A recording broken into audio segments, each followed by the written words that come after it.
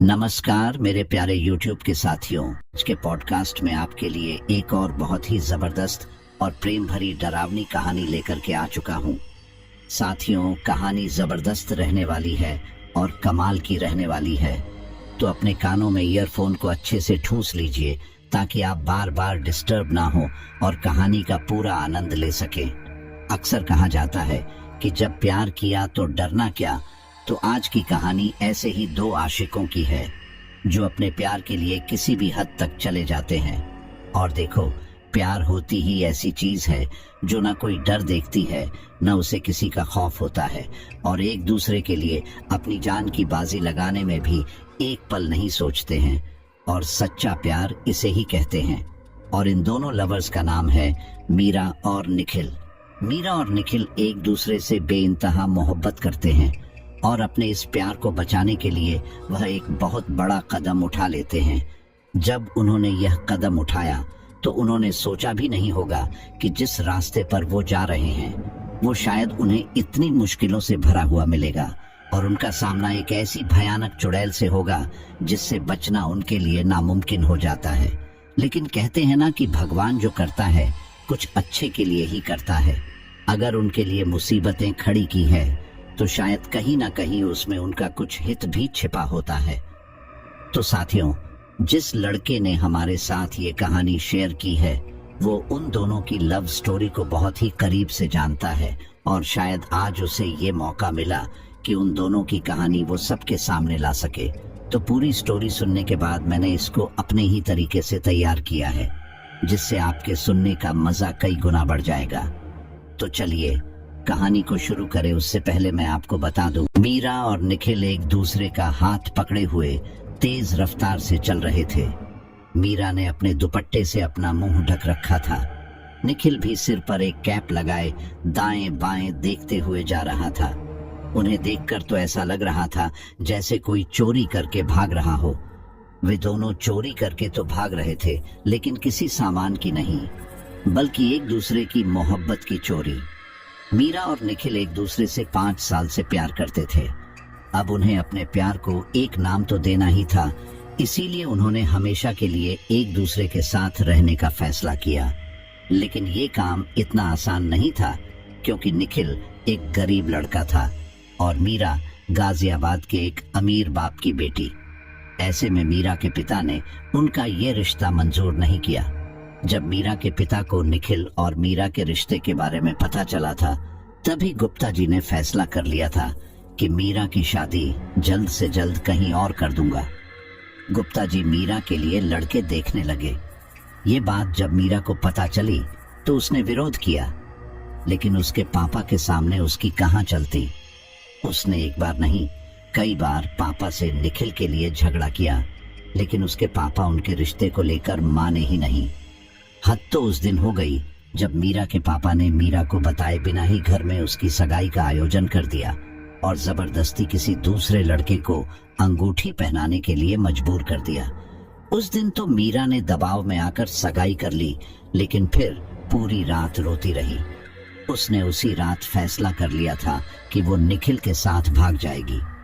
अगली सुबह मीरा ने निखिल से इस बारे में बात की और अपनी सगाई के बारे में भी बताया, जिसे सुनकर निखिल की आंखों में भी आंसू आ गए, क्योंकि वो भी मीरा से बहुत प्यार करता था। एक पल को तो निखिल को लगा अब मीरा उससे हमेशा के लिए दूर होने वाली है। और जब मीरा ने भागने की बात कही थी तो निखिल को ये बात सही नहीं लगी थी। उसे डर था कि कहीं मीरा के पापा कुछ गलत न कर दें, क्योंकि वह गाजियाबाद के अच्छे खासे अमीर लोगों में से थे, इसलिए उनकी पहुंच भी ऊपर तक थी। निखिल के लिए मीरा को लेकर कहीं जाना इतना आसान नहीं था। उसने मीरा को समझाया, मीरा, मुझे नहीं लगता इस तरह से घर छोड़कर भागना कोई उपाय है। देखो, तुम्हारे पापा बहुत अमीर हैं, उनकी पहुंच बहुत ऊंचे ऊंचे लोगों तक है। मैं अगर तुम्हें भगा कर ले भी गया तो वो पुलिस और अन्य अफसर की मदद से हम तक पहुंचे ही जाएंगे। आगे का अंजाम शायद अच्छा न हो। वो तुम्हारे साथ भी अच्छा नहीं करेंगे और मुझे भी जान से मार देंगे, साथ ही मेरे परिवार वालों को भी परेशान करेंगे। निखिल को इस बात पर मीरा कहती है, तो तुम क्या कहना चाहते हो? कि मैं ऐसे ही किसी लड़के से शादी कर लूं? क्या तुम्हें पता नहीं है कि मैं तुमसे कितना प्यार करती हूँ? मैं तुम्हारे बिना नहीं रह सकती। निखिल उसका जवाब देता है, मैं भी तुमसे बहुत प्यार करता हूँ मीरा, लेकिन मुझे ये रास्ता ठीक नहीं लगता। मीरा रोते हुए कहती है, अगर मेरी शादी तुमसे नहीं हो सकती तो मैं केवल मौत को ही गले लगाऊंगी। मैं वैसे भी तुम्हारे बिना जी नहीं सकती, तो क्या फायदा ऐसी जिंदगी का। निखिल मीरा के मरने की बात सुनकर घबरा जाता है और कहता है, अरे तुम पागल हो क्या? तुम मरने की सोच भी कैसे सकती हो? मीरा कहती है, मैं सच कह रही हूँ, मैं मर जाऊंगी। निखिल कुछ सेकंड लंबी सांस लेता है, कहता है, अच्छा मीरा, तुम मुझे थोड़ा वक्त दो, मैं देखता हूँ कि क्या किया जा सकता है, लेकिन तुम कुछ भी उल्टा सीधा मत करना, और हाँ, अपने मम्मी पापा से भी गलत व्यवहार मत करना, वरना हमारे लिए और मुश्किलें खड़ी हो सकती हैं और वो तुम्हारे बाहर निकलने पर भी पाबंदी लगा सकते हैं। मीरा अब थोड़ी रिलैक्स हो जाती है। निखिल से बात करके उसे अच्छा लगता है और फिर वो सुकून से सो जाती है। उधर निखिल अपने दोस्त राहुल से भागने की प्लानिंग के बारे में बताता है। राहुल मीरा और निखिल के बारे में पहले से ही जानता था, इसीलिए वो निखिल की मदद के लिए राजी हो जाता है। निखिल को कहीं और जाकर रहने के लिए थोड़े पैसों की भी जरूरत थी और अभी उसकी सैलरी मिलने 3 दिन बाकी थे, इसीलिए उसने 3 दिन के बाद भागने का प्लान बनाया था। लेकिन इनकी मुश्किलें तब बढ़ी जब मीरा को ये पता चला कि इसकी शादी 3 दिन बाद ही है। मीरा इतना घबरा गई कि उसके दिमाग ने काम करना बंद कर दिया। मीरा भी जानती थी कि निखिल उसे 3 दिन बाद ही लेकर जा सकता है, क्योंकि उसको 3 दिन बाद सैलरी मिलनी थी। अब ऐसे में बिना पैसों के जाना आसान नहीं था। मीरा के घर उसके रिश्तेदार भी आना शुरू हो चुके थे। ऐसे में उसके लिए निखिल से बात करना और मुश्किल होता जा रहा था। हर वक्त मीरा के साथ कोई न कोई होता था, कभी उसकी मौसी, कभी मौसी की बेटी, कभी बुआ या उनके बच्चे। उधर पूरा एक दिन जब निखिल की बात मीरा से नहीं हो पाई तो वो बेचैन हो गया कि कहीं कोई परेशानी तो नहीं। लेकिन रात में ही सबके सोने के बाद मीरा ने निखिल को मैसेज में सारी बात बता दी। निखिल भी टेंशन में आ गया। प्लान कुछ और था, अब कैसे क्या होगा। निखिल ने उसी समय राहुल को भी सारी बात बताई, जिस पर राहुल ने कहा, यार निखिल, तुझे अब पहले ही मीरा को लेकर जाना होगा। तू एक काम कर, बॉस से कुछ भी बहाना बनाकर कल ही सैलरी ले ले और रात के वक्त मीरा को बुला ले। मैंने तुम दोनों के लिए सूरत में एक जगह रहने का इंतजाम कर दिया है और शाम थोड़े और पैसों का इंतजाम भी कर दूंगा। तू टेंशन मत ले, सब कुछ ठीक हो जाएगा, मैं तेरे साथ हूँ। निखिल भी यही करता है। वह ऑफिस की छुट्टी होने से थोड़ा समय पहले अपने बॉस के पास जाता है और उनसे कहता है कि सर, मेरी माँ की तबीयत बहुत खराब है और इस समय वह मामा जी के घर है। आप मुझे इस महीने की सैलरी दे दीजिए, मैं कुछ दिन में वापस आ जाऊंगा। पहले तो निखिल के बॉस थोड़ा नानुकुर करते हैं, लेकिन निखिल की काफी मिन्नतें करने के बाद आखिर बॉस उसे सैलरी दे देते हैं और कहते हैं कि तुम सिर्फ 5 दिन की छुट्टी ले सकते हो, उससे ज्यादा की नहीं, क्योंकि ऑफिस में बहुत सारा काम पड़ा है। इस पर निखिल चुपचाप हामी भर देता है और वापस आ जाता है। इधर मीरा बहुत मुश्किल से मैसेज में ही बात कर पा रही थी, क्योंकि हर वक्त उसके आसपास कोई ना कोई रहता था। ऐसे में मैसेज में बात करना भी उसके लिए मुश्किल था। लेकिन किस्मत ने उन दोनों का साथ दिया और दोनों की ये बात तय हुई कि आज रात 10 बजे के बाद निखिल और मीरा धमक स्टूडियो के पास मिलेंगे, क्योंकि वह एरिया काफी सुनसान था और जल्दी से उस सड़क पर कोई आता जाता नहीं था। निखिल के दोस्त राहुल ने दोनों को भागने के लिए अपने भाई के दोस्त से एक कार का इंतजाम करवा लिया था। अब बस निखिल और मीरा रात होने का इंतजार करते हैं। ऐसा लग रहा था जैसे रात कितनी दूर हो, शाम ढल ही नहीं रही थी। मीरा ने भागने का प्लान तो कर लिया था, लेकिन उसे डर भी बहुत लग रहा था कि कहीं घर से जाते वक्त उसे कोई देख ना ले। उसने अपने लिए छोटा सा बैग तैयार किया, जिसमें कुछ कपड़े, जरूरत का सामान और थोड़े पैसे भी रख लिए। बहुत इंतजार के बाद 10 बज गए। घर में अभी भी काफी चहल पहल थी, क्योंकि शादी को तैयारियां हो रही थी। मीरा निखिल को मैसेज करके बता देती है कि उसे थोड़ी देर हो सकती है क्योंकि घर के लोग अभी भी जाग रहे हैं। मीरा की आंखों से नींद बहुत दूर थी। इसी बीच मीरा के कानों में एक बात उड़ती उड़ती आती है कि जिस लड़के से उसकी शादी तय हुई है उसका क्रिमिनल रिकॉर्ड रह चुका है। इस लड़के की पहले भी एक शादी हुई थी, लेकिन उस लड़के ने अपनी पहली बीवी को मार दिया था। अब ये अफवाह थी या सच्चाई ये तो नहीं पता, लेकिन ये सब सुनने के बाद मीरा को अपने भागने के फैसले पर जरा भी शक नहीं बचा था। लेकिन वह लकड़ा काफी अमीर है, बस इसीलिए गुप्ता जी चाहते थे कि उनकी लड़की की शादी उसी अमीर लड़के से हो। दूसरी ओर राहुल और निखिल धमक स्टूडियो के सामने कार में बैठे थे। वो भी काफी परेशान थे। उन्हें ये भी डर था कि कहीं कोई आकर उनसे ये न कह दे कि तुम लोग इतनी देर से यहाँ क्यों रुके हो। लगभग रात के 2 बजे के आसपास मीरा के घर में सब सो चुके थे। मीरा ने पूजा घर से मेन गेट की चाबी चुराई और चुपके से घर से बाहर निकल कर आ गई। मीरा के पास कोई साधन नहीं था जिससे वह धमक रोड तक पहुंच पाती। उसने निखिल को मैसेज करके बता दिया कि वह घर से निकल चुकी है, इसीलिए तुम कार थोड़ी आगे ले आओ। वह पकड़े जाने के डर से कोई ऑटो भी नहीं करती है। जल्द ही निखिल और मीरा एक दूसरे से मिल जाते हैं। राहुल निखिल और मीरा से कहता है, लाओ अपने फोन मुझे दो और ये लो, ये नया फोन है, इसे ट्रैक करना थोड़ा मुश्किल है।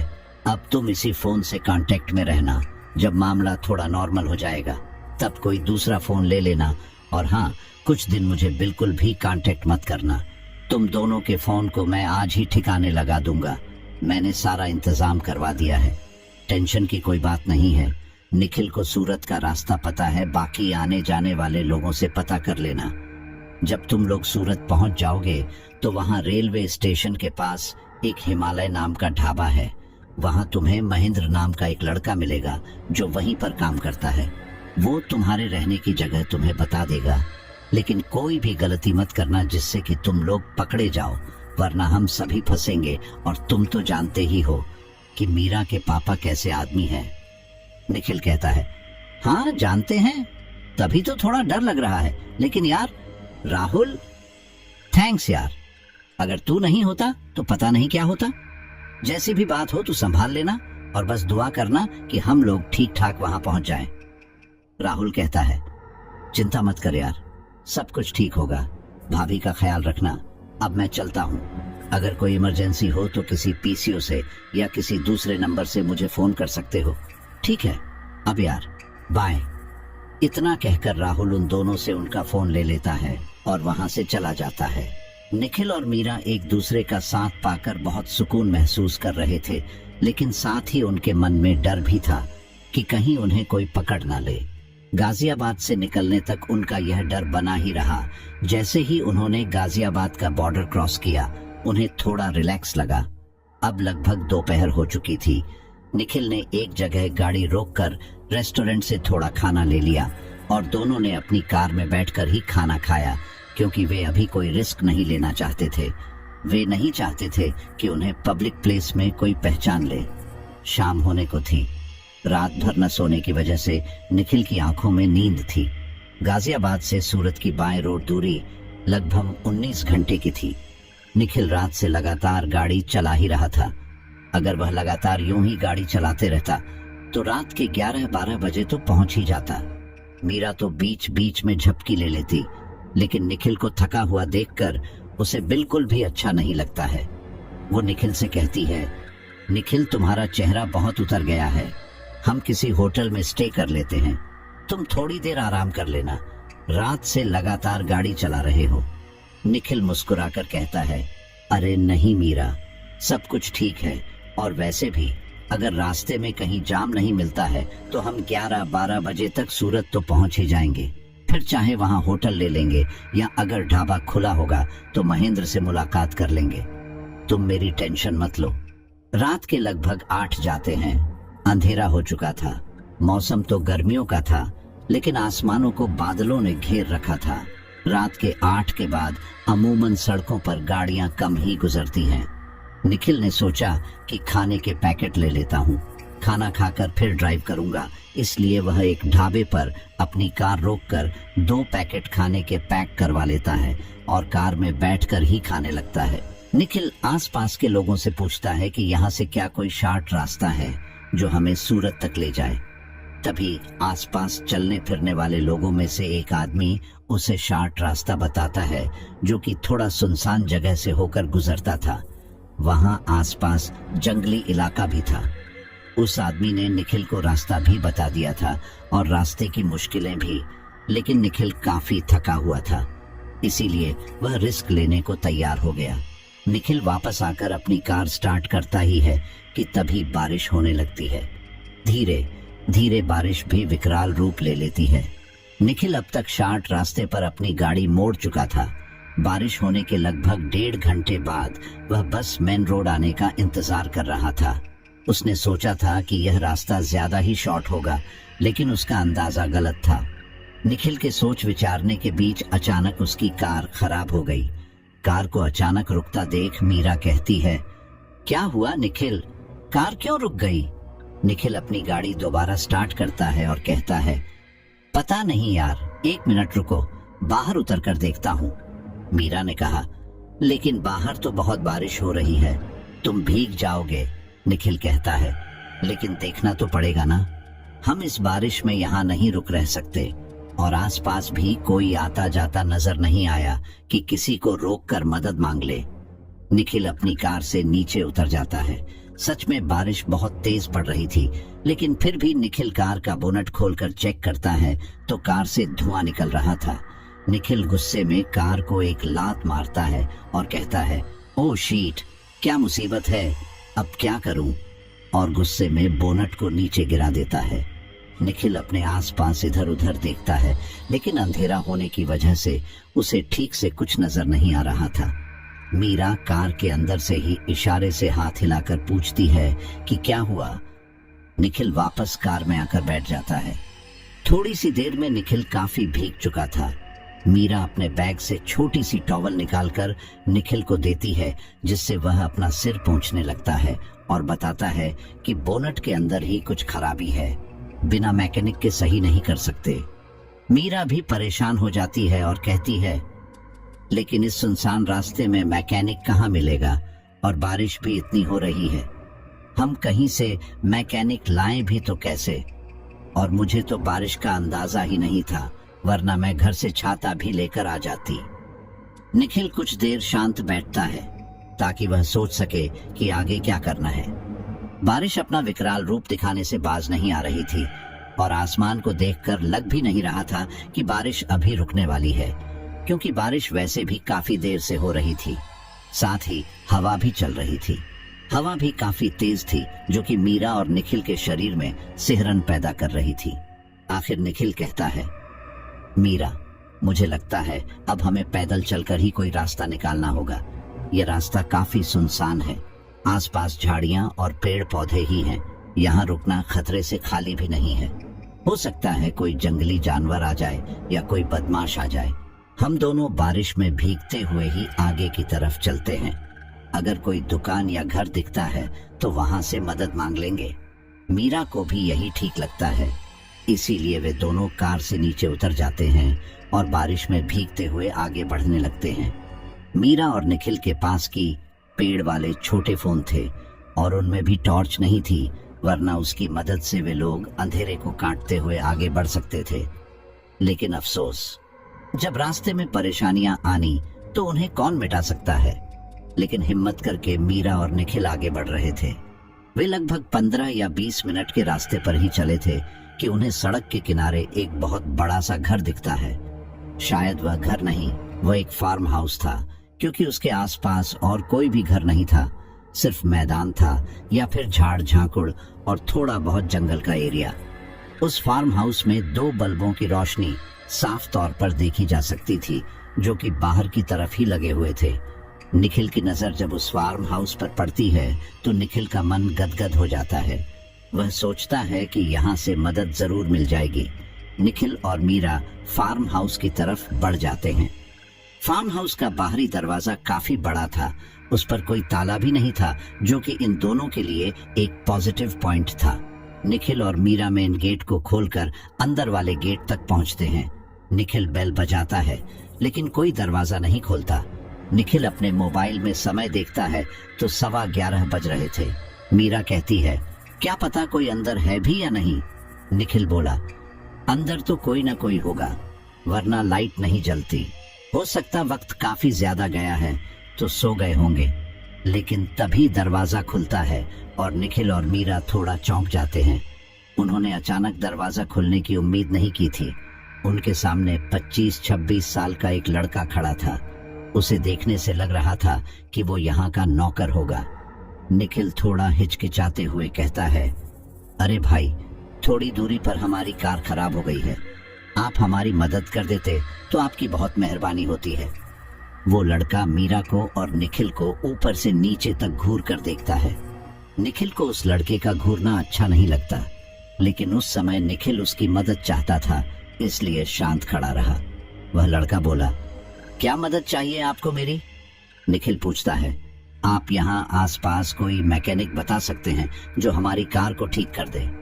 वह लड़का कहता है, इस समय कोई मैकेनिक मिलना मुश्किल है, और इतनी बारिश में तो और भी ज्यादा मुश्किल। क्या आपने वक्त नहीं देखा?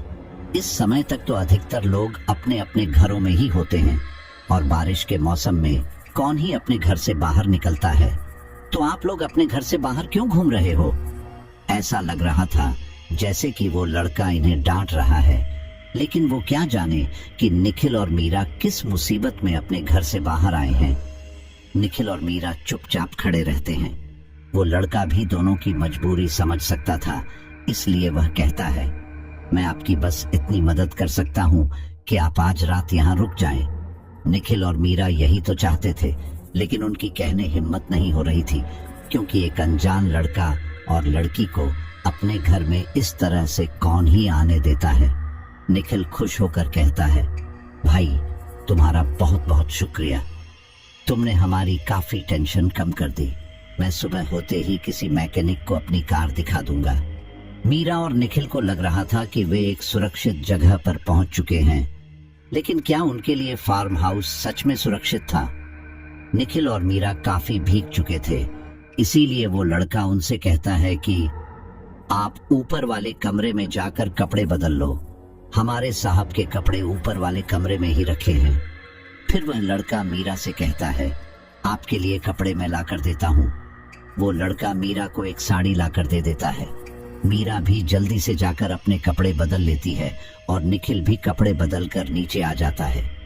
वह लड़का अपना नाम हरि बताता है। निखिल एक बार फिर हरि का शुक्रिया अदा करता है और कहता है, हरि भाई, तुम्हारी वजह से आज हम बारिश से बच गए, वरना हमें तो उस जंगल में ही रात काटनी थी। हरि मुस्कुराकर कहता है, कोई बात नहीं, वैसे भी यहाँ आसपास का एरिया सुरक्षित नहीं है, जंगली जानवर भी घूमते हैं। अच्छा किया कि आप लोग यहाँ आ गए। हरि के चेहरे पर एक अजीब ही मुस्कान थी, जो कि निखिल को थोड़ी अजीब लगी। हरि ने कहा, आपके लिए खाना या चाय वगैरह कुछ ला दूं? निखिल कहता है, अरे, खाना तो हमने खा लिया था, रास्ते से खाकर ही आए थे। हाँ, अगर आपको परेशानी ना हो तो आप हमारे लिए 2 कप चाय ला सकते हैं, क्योंकि ठंड लग रही है। वो हवा के साथ बारिश हो रही है ना। निखिल थोड़ा हिचकिचा रहा था, लेकिन फिर भी वह हिम्मत करके कहता है। हरि जवाब में कहता है, हाँ ठीक है, मैं लेकर आता हूँ, आप लोग यही रहिए। हरि रसोई में चाय बनाने के लिए चला जाता है। तभी मीरा अपनी जगह से उठती है और वह हॉल में इधर उधर घूमने लगती है। हॉल में काफी पुरानी पुरानी चीजें रखी थीं, जैसे कि एक फूलदान जो कि ब्रिटिश के जमाने का था और उस पर एक वर्ष भी लिखा हुआ था, 1816 या आगे और कुछ, लेकिन वह साफ दिखाई नहीं दे रहा था। मीरा उसे समझने की कोशिश करती है, लेकिन वह नाकामयाब रहती है। वह फार्म हाउस की एक एक चीज को बहुत गौर से देखती है।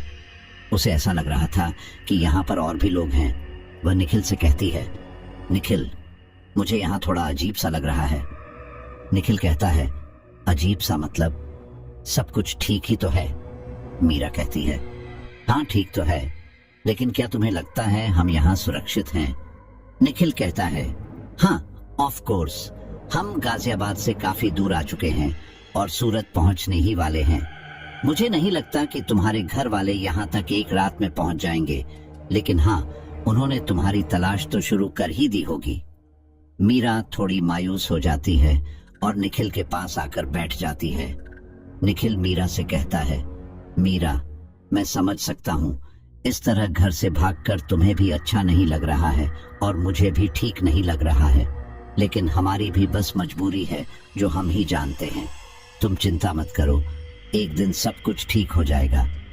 निखिल और मीरा बातें कर ही रहे थे कि उसी समय फार्म हाउस की लाइट चली जाती है।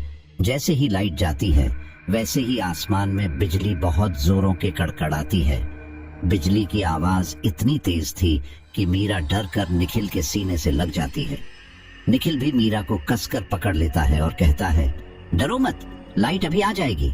निखिल हरी को आवाज लगता है। हरी भी रसोई से आवाज देकर कहता है, साहब डरिए मत, अपने दाएं ओर उठेंगे तो आपको एक टेबल दिखेगी, वहां पर मोमबत्ती और माचिस रखी है, आप मोमबत्ती को जला लीजिए, मैं बस आ रहा हूँ। निखिल भी वैसा ही करता है। वह अपने छोटे मोबाइल की हल्की सी रोशनी के साथ दाएं तरफ रखी टेबल से मोमबत्ती उठाकर उसे जला देता है। हरी भी एक ट्रे में 2 कप चाय और एक जलती हुई कैंडल लेकर आ जाता है। चाय पीकर निखिल और मीरा के अंदर एनर्जी आ जाती है। उन्हें काफी अच्छा लगता है और बारिश के मौसम में चाय किसे अच्छी नहीं लगती। हरी और निखिल आपस में एक दूसरे से बातें करने लगते हैं। तभी मीरा की नजर मोमबत्ती पर पड़ती है। वह मोमबत्ती को बहुत ही गौर से देख रही थी। कुछ देर तक मोमबत्ती की लौ बिल्कुल सामान्य जलती है, लेकिन जब मीरा उसे गौर से देखना शुरू कर देती है तो उसकी लौ अपने आप एक औरत की आकृति ले लेती है और बिल्कुल साफ आकृति। मीरा उस आकृति को देखकर डर जाती है क्योंकि वह आकृति धीरे धीरे एक बड़ी लौ के रूप में बढ़ती जा रही थी। मीरा चीखती हुई अपनी जगह से खड़ी हो जाती है। उसके चीखने से पास में बैठा निखिल भी डर जाता है और उछल जाता है। निखिल मीरा से पूछता है, क्या हुआ, क्यों चीखी मीरा? मीरा मोमबत्ती की तरफ इशारा करती है। निखिल भी मोमबत्ती की तरफ देखकर कहता है, क्या हुआ मोमबत्ती को?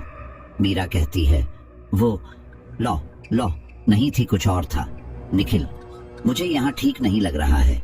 मीरा निखिल के गले लग जाती है। निखिल हरी की तरफ देखता है। हरी शांत था। निखिल मीरा को समझाता है, मीरा कुछ नहीं है, शायद थकान की वजह से तुम्हें धोखा हुआ है। मीरा मन में सोचती है, क्या सच में ये लौ उसका वहम थी, या उसे जो फील हो रहा है वो यूं ही नहीं हो रहा था? क्या सच में फार्म हाउस में कुछ गड़बड़ थी? यह मीरा के मन पर डर था। हरी कहता है, मुझे लगता है मैडम ज्यादा थक चुकी है, आप लोग आराम कर लीजिए, 12 बज चुके हैं। निखिल कहता है, हाँ हरी, तुम ठीक कह रहे हो, तुम हमें बता दो हम कहाँ सोए। हरी कहता है, जिस कमरे में आपने कपड़े बदले थे आप दोनों वहीं जाकर सो जाइए, और कोई परेशानी हो तो मैं नीचे इस कमरे में सो रहा हूँ।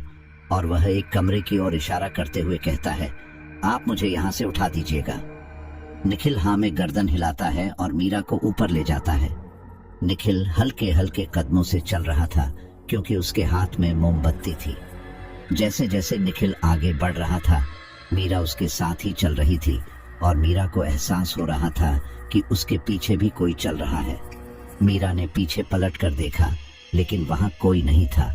निखिल और मीरा ऊपर वाले कमरे तक पहुंच जाते हैं। निखिल मीरा से कहता है, चलो अब सोने की कोशिश करो, बस सुबह तक की ही बात है। मीरा हाँ में सिर हिलाती है और करवट बदलकर आंखें बंद कर लेती है। निखिल तो बहुत ज्यादा थका हुआ था, इसीलिए वो तुरंत सो जाता है। रात के करीब 2 बजे मीरा को कुछ सामान गिरने की आवाज आती है, जिससे उसकी आंख खुल जाती है। कमरे में मोमबत्ती तो जल रही थी, लेकिन उसकी रोशनी इतनी ज्यादा नहीं थी है कि कमरे में रखी चीजें अच्छे से दिख सके। कमरा भी काफी बड़ा था। मीरा अपनी जगह से उठती है और मोमबत्ती हाथ में लेकर कमरे में देखती है कि क्या सामान गिरा है। मीरा अपने बिस्तर से जैसे ही 2 कदम आगे बढ़ती है, उसे सामने एक अलमारी दिखती है जिसका दरवाजा खुला हुआ था। मीरा सोचती है शायद इसी दरवाजे की आवाज होगी। वो अलमारी का दरवाजा बंद करके जैसे ही मुड़ जाती है, अगले ही पल अलमारी का दरवाजा खटखट बोलने लगता है। मीरा को अच्छे से एहसास हो चुका था कि ये खटखट की आवाज अलमारी से ही आ रही है। मीरा की हिम्मत नहीं हो रही थी कि वो पीछे पलट कर देखे, लेकिन आवाज लगातार आ रही थी। कमरे में 2 खिड़कियां थीं और दोनों ही खुली थी। मीरा का ध्यान जब खिड़कियों पर जाता है तो अपने मन को मनाने के लिए यही सोचती है कि शायद हवा की वजह से ऐसा हो रहा है, इसीलिए मीरा कमरे की दोनों खिड़कियों को बंद कर देती है। अब खटखट की आवाज भी रुक चुकी थी। मीरा पलटकर अलमारी की तरफ देखती है तो अलमारी का दरवाजा खुला हुआ था, लेकिन अब वो बिना डर के अलमारी बंद कर देती है और अपने बिस्तर पर आकर लेट जाती है। मीरा अपनी बहादुरी पर मुस्कुरा रही थी। उस रात दोनों आराम से सो जाते हैं। सुबह होती है लेकिन बारिश नहीं रुकती और बादल अब भी काले बादलों से घिरा हुआ था।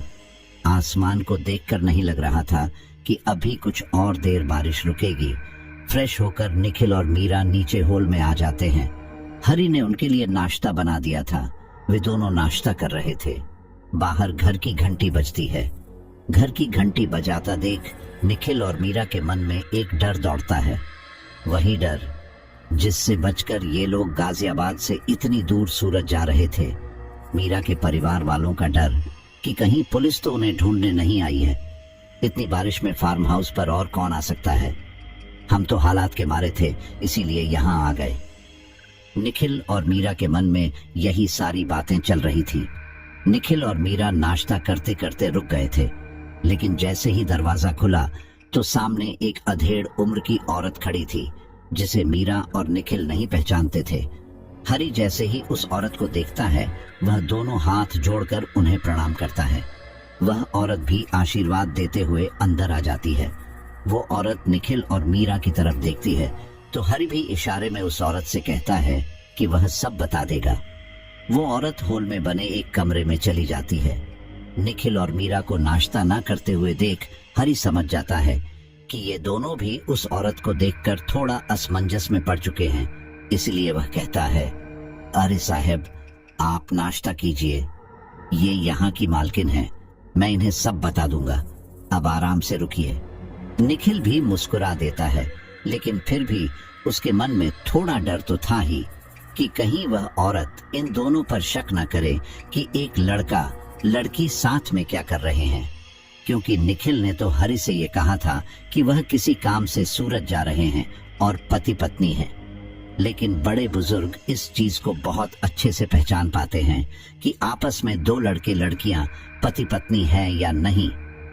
अब निखिल को बस यही इंतजार था कि जल्दी से बारिश रुक जाए और वे इस फार्म हाउस से निकल जाएं, लेकिन आसमान को देखकर दूर से दूर नहीं लग रहा था कि बारिश अब भी रुकने वाली है।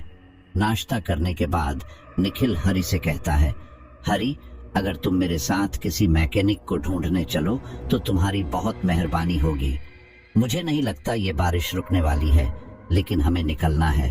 हरी कहता है, लेकिन साहब, इतनी बारिश में आप कैसे जाएंगे? रास्ता तो काफी खराब है। निखिल कहता है, हाँ, लेकिन जाना भी तो जरूरी है, बहुत जरूरी काम है। तभी वो बुढ़िया अपने कमरे से निकलकर आती है और कहती है, तुम यहाँ से नहीं जा सकते। उस बुढ़िया की आवाज में एक रोब था, जिसे सुनकर मीरा और निखिल को अजीब लगता है और वे उस बुढ़िया को अजीब तरह से घूरने भी लगते हैं। फिर वह बुढ़िया कहती है, बाजार जाने वाला मुख्य पुल टूट चुका है। पुल के नीचे बहने वाली नदी अपने उफान पर है। इस समय कोई भी रिस्क लेने को तैयार नहीं है। जब बारिश कुछ कम होगी तभी गांव के लोग वहां अस्थाई पुल बनाने के बारे में सोचेंगे। निखिल और मीरा की टेंशन अब और बढ़ जाती है। निखिल एक बार सोचता है कि वो राहुल को फोन करके अपनी मुसीबत के बारे में बता दे, लेकिन मीरा उससे मना कर देती है। निखिल, राहुल को फोन करने से कोई फायदा नहीं होगा, वो इतनी दूर है, वो वैसे भी हमारी कोई मदद नहीं कर पाएगा। ऊपर से अगर घर वालों को भनक लग गई तो मुश्किल हो जाएगी। मीरा का ये फैसला बिल्कुल सही था, क्योंकि उधर मीरा के घर वालों के कहने पर पुलिस ने निखिल और उसके जानने वालों से पूछताछ शुरू कर दी थी। इन लोगों में राहुल भी शामिल था। जब निखिल को कुछ समझ नहीं आता तो वो बारिश रुकने तक इसी फार्म हाउस में रुकने का फैसला कर लेता है। अब तक दोपहर का वक्त हो चुका था। हरी ने सबके लिए खाना बनाया।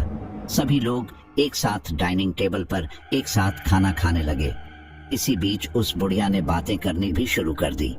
उसने अपना नाम चंद्रा बताया। साथ ही वो औरत निखिल और मीरा के बारे में भी जानने लगी। चंद्रा को निखिल की बातों से काफी हद तक ये पता चल चुका था कि ये दोनों अकेले हैं और मुश्किल में है। चंद्रा मन ही मन बहुत खुश थी। अब वो इतना खुश क्यों थी, ये तो आगे पता चलेगा।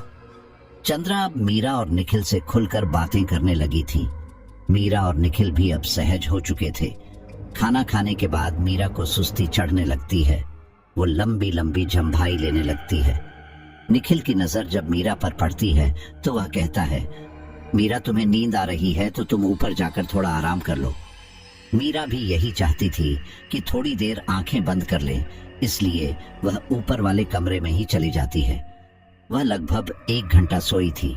1 घंटे बाद जब उसकी आंख खुलती है तो वह चौंक जाती है, क्योंकि वह जिस कमरे में थी वो एक बहुत पुराना कमरा था। उसे यकीन नहीं आता कि वो इस पुराने घर में कैसे आ गई। सब चीजें बिल्कुल वैसे ही थी जैसी पिछली रात थी। बस फर्क इतना था कि सब कुछ पुराना लग रहा था। जिस बिस्तर पर वो बैठी थी वो भी फटा हुआ, गंदा और पुराना सा था। मीरा जल्दी से वहां से उठ जाती है और दरवाजे की तरफ भागती है। मीरा दरवाजा खोलने की कोशिश करती है, लेकिन दरवाजा नहीं खुलता। मीरा जोर जोर से चिल्ला रही थी, निखिल, निखिल, कहाँ हो?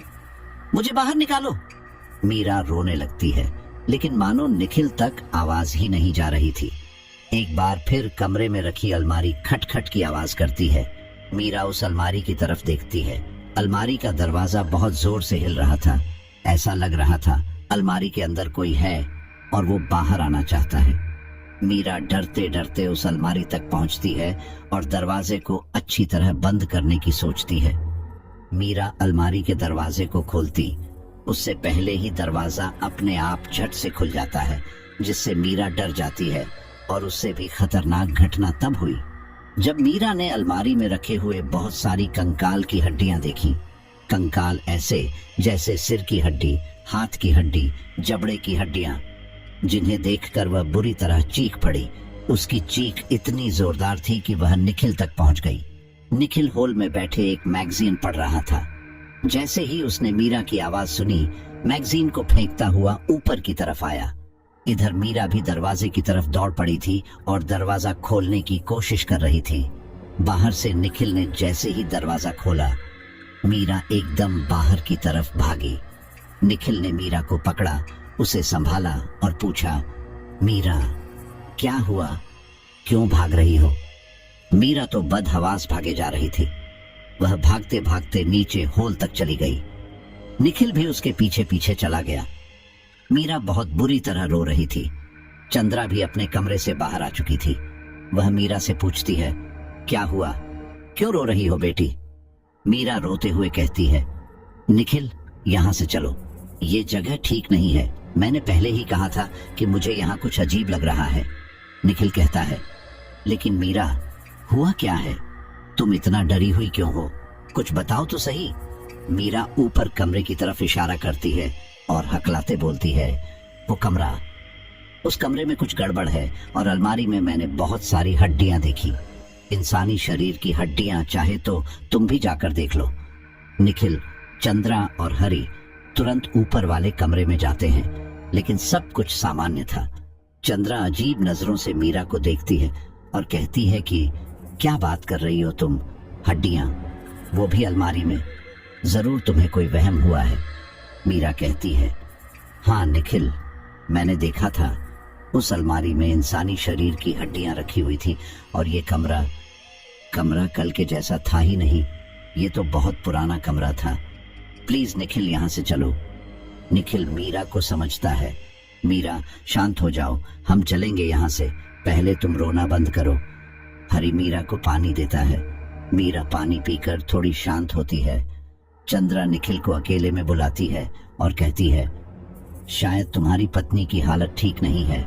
एक काम करो, तुम इसके साथ कमरे में ही आराम करो, इसे तुम्हारी जरूरत है। निखिल भी हाँ में सिर हिलाता है और मीरा को कमरे के अंदर लेकर जाता है, लेकिन मीरा बार बार कमरे में जाने के लिए मना कर रही थी। लेकिन निखिल काफी जोर देकर कहता है तो मीरा उसके साथ कमरे में चली जाती है और कमरा बिल्कुल नॉर्मल था। मीरा को अपनी आंखों पर विश्वास नहीं होता है। क्या वो मीरा का कोई सपना था? नहीं, मीरा को सब कुछ अच्छे से याद है। मीरा इतना बड़ा धोखा नहीं खा सकती। मीरा समझ चुकी थी इस फार्म हाउस में जरूर कुछ ना कुछ गड़बड़ है, लेकिन क्या? और ऐसे उस पर कोई यकीन भी नहीं करना चाह रहा था। इसलिए मीरा ने फैसला किया कि वो यहाँ हो रही घटनाओं का पता लगाएगी। निखिल और मीरा बिस्तर पर लेटे हुए थे। मीरा देखती है कि निखिल सो चुका था। वह उठकर हल्के से दरवाजा खोलकर बाहर चली जाती है। मीरा ऊपर की ग्रिल से ही नीचे झांक कर देखती है कि हॉल में कौन कौन है, लेकिन हॉल में कोई नहीं था। मीरा जिस कमरे में सोई थी उस कमरे के बराबर में 2 और कमरे थे। मीरा दबे पांव एक एक करके उन कमरों में जाती है। दोनों कमरे बिल्कुल सामान्य थे। वो कमरों का अच्छी तरह निरीक्षण करती है, लेकिन उसे कुछ संदिग्ध नहीं दिखता। अब मीरा नीचे हॉल में जाती है। नीचे हॉल में भी 3 कमरे थे। एक में चंद्रा खुद रहती थी और एक में हरी। इसीलिए मीरा 2 कमरों को छोड़कर तीसरे कमरे में जाती है जो किनारे पर था। मीरा उस कमरे में जाकर लाइट ऑन करती है तो वहां पर बहुत सारी किताबें रखी थी। वो एक तरीके से बेडरूम भी था, लेकिन लग लाइब्रेरी भी रहा था। मीरा यूं ही 1-2 किताबें उठाकर देखने लगती है। तभी उसकी नजर सामने की खिड़की पर पड़ती है। वो खिड़की फार्म के पीछे का नजारा दिखा रही थी। फार्म के पीछे का नजारा तो ऊपर कमरे में बनी खिड़कियां भी दिखा रही थी, लेकिन मीरा या निखिल ने ये जानने की कोशिश नहीं की कि यहाँ आसपास क्या है क्या नहीं। मीरा खिड़की के पास जाकर बाहर की तरफ देखती है तो उसे एक आउट हाउस दिखाई देता है। मीरा मन ही मन सोचती है, मैंने तो ये देखा ही नहीं, एक बार वहां भी देखकर आती हूँ, क्या पता वहां कुछ मिल जाए। मीरा कमरे से बाहर आ जाती है। वह मेन गेट से होकर पीछे की तरफ जाने के लिए सोचती है, लेकिन तभी उसकी नजर उस मैगजीन पर पड़ती है जिसे कुछ देर पहले निखिल पढ़ रहा था। मीरा मैगजीन देखकर थोड़ी हैरान होती है, क्योंकि मैगजीन चंद्रा पर ही लिखी गई थी और उस पर लिखा था सक्सेसफुल वुमेन ऑफ सूरत, जिसे देखकर मीरा थोड़ी हैरान भी होती है कि ये इतनी बड़ी हस्ती है, लेकिन मीरा उसे अनदेखा करके पास में ही रखे एक छाते को उठाती है और बाहर चली जाती है। वह आसपास के इलाके को भी अच्छी तरह देख रही थी और देखते देखते पीछे बने छोटे से आउट हाउस की तरफ जा रही थी।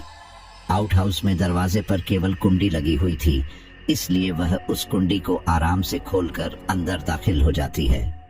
मीरा वहां की लाइट ऑन करती है तो हैरान रह जाती है, क्योंकि वहां उसे अजीबोगरीब चीजें देखने को मिलती हैं, जैसे कि एक बड़ा मटका जो कमरे के बिल्कुल बीच में रखा हुआ था और उसके चारों तरफ एक गोल घेरा जो कि लाल रंग का था। बहुत सारे दीपक बुझे रखे थे। कुल मिलाकर वो तंत्र मंत्र का सामान था। न केवल तंत्र मंत्र का सामान, बल्कि हड्डियों का ढेर भी था। मीरा सोचती है, इतनी सारी इंसानी कंकाल की हड्डियां, ये सब यहाँ कैसे हैं? मीरा अपनी आंखें मलती है और अच्छे से चारों तरफ नजर घुमाती है। वहां सच में बहुत सारी हड्डियां पड़ी हुई थी। मीरा का दिल जोरों से धड़क रहा था। वो समझ नहीं पा रही थी कि क्या करे, लेकिन उसे सच का पता लगाना था। अचानक उसे एहसास होता है कि उसके पीछे कोई खड़ा है। जैसे ही वो पीछे पलटती है, उसे एक काला साया नजर आता है जो तुरंत ही ओझल भी हो जाता है।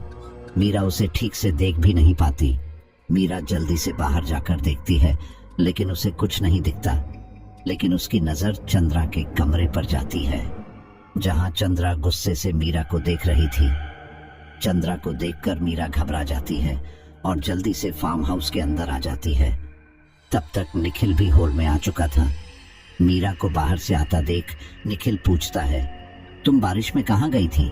मीरा हकलाते हुए कहती है, घुटन लग रही थी, इसीलिए बस बाहर खड़ी थी। निखिल पूछता है, छाता लेकर? मीरा कुछ कहती है। उससे पहले ही चंद्रा अपने कमरे से बाहर आ जाती है और मीरा से कहती है, तो अब तुम ठीक हो ना, या कुछ और भी दिक्कत है? मीरा घबराए हुए कहती है, मुझे क्या दिक्कत होगी, सब ठीक है। चंद्रा रौब के साथ कहती है, हाँ, मुझे वैसे भी बिगड़े हुए काम अच्छे नहीं लगते हैं। तुम यहाँ पिकनिक मनाने नहीं आई हो लड़की, मुसीबत में फंसी हो उससे निकलने का सोचो, निखिल ने कहा। मुसीबत? कैसी? चंद्रा बोली। तुम्हें सूरत पहुंचना है ना? निखिल हल्के से कहता है। ओह हाँ, ये एक मुसीबत ही तो है, चंद्रा हरी से कहती है। हरी, तुम रात के खाने की तैयारी करो, मुझे कुछ काम है, मैं अभी आती हूँ। इतना कहकर चंद्रा बिना छाते के ही बाहर चली जाती है। मीरा और निखिल सोफे पर बैठे थे। हरी किचन में चला जाता है। हरी के जाते ही मीरा कहती है, निखिल तुम्हें पता है इस घर के पीछे एक आउट हाउस है, वहां पर तंत्र मंत्र का सामान है। मुझे तो इस चंद्रा में ही कुछ गड़बड़ लगती है, देखा नहीं कैसे अजीब तरीके से हमें घूरती है। निखिल कहता है, क्या बात कर रही हो? चंद्रा, और तंत्र मंत्र, तुम्हारा दिमाग तो ठीक है, वो तो बहुत बड़ी बिजनेसमैन है, सूरत की जानी पहचानी हस्ती है, वह भला ऐसा काम क्यों करेंगे? मीरा कहती है। तो उनके आउट हाउस में जो चीज मैंने देखी, उससे क्या अंदाजा लगाया जा सकता है? निखिल कहता है, हो सकता है वो किसी और का हो, जरूरी नहीं चंद्रा का हो। मीरा निखिल से बहस करने लगती है। ये फार्म हाउस चंद्रा का ही है, तो वहां कोई और क्यों आएगा? निखिल, मेरी मानो तो यहाँ से चलते हैं, उनसे छाता ले लेते हैं और पैदल पैदल ही वापस लौट चलते हैं। मुझे बहुत घबराहट हो रही है। निखिल मीरा को समझता है। हम इतनी बारिश में कहाँ जाएंगे? 1.5 घंटे का रास्ता तो हमने कार से तय किया था, पैदल जाने में तो हमें और भी ज्यादा समय लगेगा। जैसा तुम सोच रही हो वैसा कुछ भी नहीं है। उसी समय हरी निखिल को किचन में आवाज लगा लेता है और चाय ले जाने के लिए कहता है। इधर मीरा तीसरे वाले कमरे में चली जाती है जहां से उसने आउट हाउस को देखा था। मीरा वहां से कुछ सुराग ढूंढना चाहती थी ताकि पता चल सके कि आखिर ये चंद्रा असलियत में है कौन। लेकिन उसकी नजर वापस खिड़की पर पड़ती है जहां चंद्रा उस आउट हाउस में ताला लगा रही थी और वापस फार्म हाउस की तरफ आ रही थी। मीरा जल्दी से आकर बाहर हॉल में सोफे पर बैठ जाती है। इतने में निखिल भी आ जाता है और 2 मिनट बाद ही चंद्रा भी आ जाती है। निखिल चंद्रा को चाय के लिए ऑफर करता है तो वह इशारे से कह देती है कि अभी आती है। लेकिन मीरा एक चीज नोट करती है, वो थे चंद्रा के कपड़े। चंद्रा के कपड़े बिल्कुल भी भीगे हुए नहीं थे। लेकिन ऐसे कैसे हो सकता है? मीरा ने चंद्रा को आसमान के नीचे से आते हुए देखा था और बारिश भी हो रही थी। बारिश से कपड़े कुछ तो गीले होने चाहिए थे, लेकिन नहीं, चंद्रा के कपड़े पूरी तरह सूखे हुए थे। मीरा को अब ज्यादा गड़बड़ लगती है, लेकिन वह कहे तो कहे किससे? निखिल भी उसकी बात नहीं सुन रहा था और निखिल ने तो चंद्रा पर ज्यादा ध्यान ही नहीं दिया। मीरा हरी के पास जाती है। हरी किचन में काम कर रहा था। मीरा हरी से कहती है, हरी लाओ, मैं तुम्हारी कोई मदद कर दूं, बाहर बैठे बैठे बोर हो रही हूं। हरी कहता है, अरे नहीं नहीं, हम कर लेंगे, हमें तो आदत है। मीरा ने कहा, खाना बनाने की आदत तो तुम्हें 1-2 लोगों के लिए ही होगी ना, हम तो 4 लोग हैं। हरी ने कहा, अरे मैडम, यहाँ कभी कभी आप जैसे लोग आकर फंस जाते हैं। मीरा अचंभे से कहती है, क्या? मीरा को हरी की बात अजीब लगती है। फंसने का क्या मतलब? हरी थोड़ा हिचकिचाते हुए और बात को संभालते हुए कहता है, अरे मैडम, शहर से दूर का एरिया है ना, अक्सर लोग इस रास्ते से भटक जाते हैं तो यहाँ मदद के लिए आ जाते हैं। मीरा को जरूर कुछ गड़बड़ लगती है, लेकिन वो हरी के साथ उसके काम में हाथ बटाने लगती है। सब्जी बनाते हुए मीरा हरी से कहती है, हरी, मैं सब्जी बना देती हूँ, तुम रोटी बना लो। दोनों मिलकर काम कर रहे थे, लेकिन उस समय चंद्रा हरी को आवाज लगा लेती है और हरी कुछ देर के लिए चंद्रा के पास चला जाता है। इधर मीरा सब्जी में डालने के लिए मसाले ढूंढती है। अब हरी तो वहां था नहीं जो वह हरी से पूछती, इसीलिए मीरा खुद ही मसाले ढूंढने लगती है। किचन में छोटी छोटी अलमारियां बनी हुई थी। मीरा उन्हें खोल कर देखने लगती है। तभी एक अलमारी में उसे एक बड़े से भागोने में मांस के टुकड़े दिखते हैं।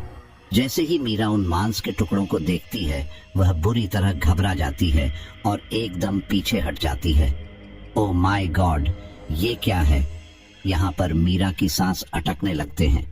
उसका ध्यान तुरंत इंसानी मांस की ओर ही जाता है, क्योंकि उसने यहाँ पर इंसानी कंकाल की हड्डियां देखी थी। मीरा जल्दी जल्दी दरवाजा बंद कर देती है कि कहीं हरी उसे देख ना लो, और इसी समय हरी भी वापस आ जाता है। मीरा को अलग खड़ा देखकर हरी पूछता है, क्या हुआ मैडम, क्या चाहिए? हरी भी थोड़ा घबरा जाता है क्योंकि वह जानता था उस तरफ मांस रखा है और वह नहीं चाहता था कि निखिल या मीरा उस मांस को देखें। मीरा कहती है, कुछ नहीं, वो मसाला ढूंढ रही थी। कहाँ है? हरी कहता है, अरे मैडम, मैं तो आपसे कह रहा था कि मैं ही बना लूंगा, लेकिन आप हो कि मानते ही नहीं हो। हरी की आवाज में भी थोड़ा गुस्सा था, लेकिन वह उसे मसाला उठाकर दे देता है। मीरा सब्जी में मसाला मिला देती है, लेकिन उसका ध्यान बार बार उस मांस के टुकड़ों पर जा रहा था। इसलिए वह हरी से कहती है, हरी तुम सब्जी देख लेना, मैं निखिल के पास बैठी हूँ, मेरा सिर दर्द कर रहा है। हरी कहता है, हाँ ठीक है मैडम, आप आराम करिए। मीरा बाहर आकर अपना सिर दबाने लगती है। निखिल मीरा से पूछता भी है, क्या हुआ मीरा, तबीयत ठीक नहीं है? मीरा गुस्से में निखिल से कहती है, तुम्हें क्या फर्क पड़ता है मेरी तबीयत ठीक रहे या ना रहे? तुम्हें तो मेरी बातों पर यकीन ही नहीं हो रहा। तुम्हारे लिए तो मैं पागल हो चुकी हूँ। निखिल आश्चर्य में पड़ जाता है कि अचानक मीरा इतना गुस्सा क्यों कर रही है। अरे मीरा, इतना गुस्सा क्यों कर रही हो? लाओ, मैं तुम्हारा सिर दबा देता हूँ। मीरा निखिल से गुस्से में बात करके ऊपर वाले कमरे में चली जाती है। निखिल को थोड़ा बुरा लगता है और फिर वो भी मीरा की बात पर सोच विचार करने लगता है, क्योंकि वह जानता था मीरा को इतने सारे वहम तो नहीं हो सकते और मीरा उससे झूठ नहीं बोलेगी। इसलिए निखिल सोचता है कि हो सकता है मीरा की बातों में कोई ना कोई सच्चाई हो। मीरा को जो दिख रहा हो वो मुझे ना दिख रहा हो। इसलिए वह मीरा के पास जाने लगता है, लेकिन तभी चंद्रा अपने कमरे से निकल कर आती है और निखिल को अपनी बातों में लगा लेती है। जल्द ही खाना भी बनकर तैयार हो जाता है। हरी मीरा को नीचे बुलाकर ले आता है। सभी लोग खाना खाते हैं और फिर सोने चले जाते हैं। मीरा निखिल से काफी नाराज थी, इसलिए उससे बात नहीं करती है और बस यहाँ से जाने की सोचती है। वह आखिरी बार निखिल से कहती है कि निखिल, कल सुबह होते ही मैं यहाँ से चली जाऊंगी, चाहे बारिश हो या ना हो। निखिल भी मीरा से कहता है, हाँ ठीक है मेरी जान, हम सुबह होते ही निकल जाएंगे। निखिल और मीरा अगली सुबह के इंतजार में सो जाते हैं। रात लगभग 1 बजे निखिल करवट बदलता है तो उसकी आंख भी खुलती है। वो हल्का सा नींद में था, लेकिन कमरों की चीजों को अच्छे से देख पा रहा था। कमरा काफी पुराना लग रहा था। अगले ही पल उसे याद आया कि मीरा भी तो यही कह रही थी कि वह कमरा पुराना सा लग रहा था। अब निखिल की नींद पूरी तरह से खुल चुकी थी। उसने मीरा की तरफ देखा तो मीरा आराम से सो रही थी। वह झट से अपने बिस्तर से उठा। इसका मतलब मीरा ने जो देखा वह सब कुछ सच था। कहीं ये मेरा सपना तो नहीं? निखिल को अपनी आंखों पर विश्वास नहीं हो रहा था, क्योंकि कुछ ही घंटे में कमरे को पुराना बनाना ये कोई जादू ही था। निखिल को ये भी याद आता है कि मीरा कह रही थी कि अलमारी के अंदर हड्डियों का ढेर पड़ा है। इसलिए वह इस बात की पुष्टि के लिए अलमारी के पास जाता है और उसे खोलता है, और सच में वहां पर हड्डियों का ढेर था। इसका मतलब यह कंफर्म हो चुका था कि मीरा को कोई धोखा नहीं हुआ है।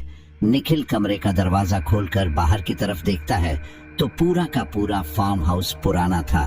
दीवारें उजड़ी पड़ी थीं, कहीं से प्लास्टर टूट रहा था, मकड़ी के जाले ही जाले थे। निखिल थोड़ा आगे बढ़कर कमरे के सामने की ग्रिल को छूता है तो उस पर धूल जमी हुई थी। ये सब कुछ घंटे के अंदर करना तो बिल्कुल भी मुमकिन नहीं था। निखिल अब सब समझ चुका था कि जरूर यहाँ कुछ गड़बड़ है। उसका दिल भी अब जोर से धड़क रहा था। उसने बिना देरी किए मीरा को उठाना चाहा, लेकिन अगले ही पल वह रुका, क्योंकि उसे 2 लोगों के फुसफुसाने की आवाज आ रही थी। वे दोनों और कोई नहीं बल्कि हरी और चंद्रा ही थे। हरी कह रहा था, मानना पड़ेगा मालकिन, आपसे ज्यादा बुद्धिमान तो सच में कोई नहीं है। चंद्रा ने उसको जवाब दिया, मुझसे ज्यादा बुद्धिमान की तो छोड़ो, लेकिन निखिल और मीरा से ज्यादा बेवकूफ कोई नहीं है। मीरा तो मेरे कमरे को देखकर आ चुकी है, फिर भी इसी फार्म हाउस में पड़ी हुई है। और निखिल तो उससे भी बड़ा बेवकूफ है। मीरा की बातें विश्वास ही नहीं कर रहा है। इन लोगों ने तो मेरा काम आसान कर दिया है। मेरे ख्याल से अब हमें ज्यादा देर नहीं करनी चाहिए, वरना ये लोग हमारे हाथ से निकल जाएंगे। बहुत दिनों बाद हमें जवान शख्स मिले हैं, हरी ने कहा। तो फिर कब से काम शुरू करना है? चंद्रा ने कहा। आज रात ही अपना काम करते हैं। तुम आउट हाउस में जाकर तैयारी शुरू करो। मैं थोड़ी देर में मीरा और निखिल के साथ आऊंगी। निखिल समझ नहीं पा रहा था कि आखिर हरी और चंद्रा उन दोनों के साथ क्या करने वाले थे, लेकिन वह इतना तो जानता था कि कुछ बुरा होने वाला है। निखिल के सामने सबसे बड़ी परेशानी ये थी कि इतनी रात को वह कैसे निकले, क्योंकि बारिश अभी भी हो रही थी, लेकिन हल्की हल्की। वह धीरे से मीरा के पास जाता है और मीरा को उठाता है, लेकिन मीरा हड़बड़ाकर उठती है क्योंकि वह गहरी नींद नहीं थी। आधी रात में निखिल को उठता देख मीरा निखिल से कहती है, क्या हुआ? और साथ ही उसकी नजर कमरे के चारों तरफ भी पड़ती है, जो कि बहुत पुराना लग रहा था। वो तुरंत निखिल से कहती है, निखिल कमरा देखो। निखिल मीरा को हल्के बोलने का इशारा करता है और खुद भी हल्के बोलता है, हाँ मैंने सब देख लिया है। तुम सच कह रही थी। मुझे माफ कर दो मीरा, मैंने तुम्हारी बातों पर यकीन नहीं किया। हमें यहाँ से कल ही चले जाना चाहिए था। अब हमारी जान को खतरा है। मीरा घबराते हुए कहती है, क्या हमारी जान को खतरा है? लेकिन किससे? निखिल मीरा को हरी और चंद्रा की बातचीत बता देता है। मीरा कहती है, देखो निखिल, चंद्रा एक शातिर औरत है, वरना यूं ही सूरत की जानी मानी हस्ती नहीं होती, इसलिए हमें उससे बचकर ही यहाँ से निकलना होगा। निखिल भी कहता है, हाँ तुम ठीक कह रही हो, चलो अब जल्दी से यहाँ से उठो। मीरा निखिल से पूछती है, लेकिन हम यहाँ से जाएंगे कहाँ? निखिल कहता है, वापस अपनी कार की तरफ जाएंगे, क्योंकि वहाँ कार में हमारा सामान भी है। आज चाहे पूरा दिन लग जाए, लेकिन हम वापस नेशनल हाईवे की तरफ ही जाएंगे। मीरा और निखिल दबे पांव से जाने लगते हैं। वे फार्म हाउस का दरवाजा खोलते हैं, लेकिन ये क्या, सामने हरी खड़ा था। हरी के पूरे माथे पर राख लगी थी और हरी अकेला नहीं था। उसके दोनों तरफ दो काले साए थे, जिनकी आकृति इंसान की तरह थी। उनकी कोई सूरत नहीं थी, ना उनके हाथों की उंगलियां थी, ना चेहरे पर कोई नाक नक्श।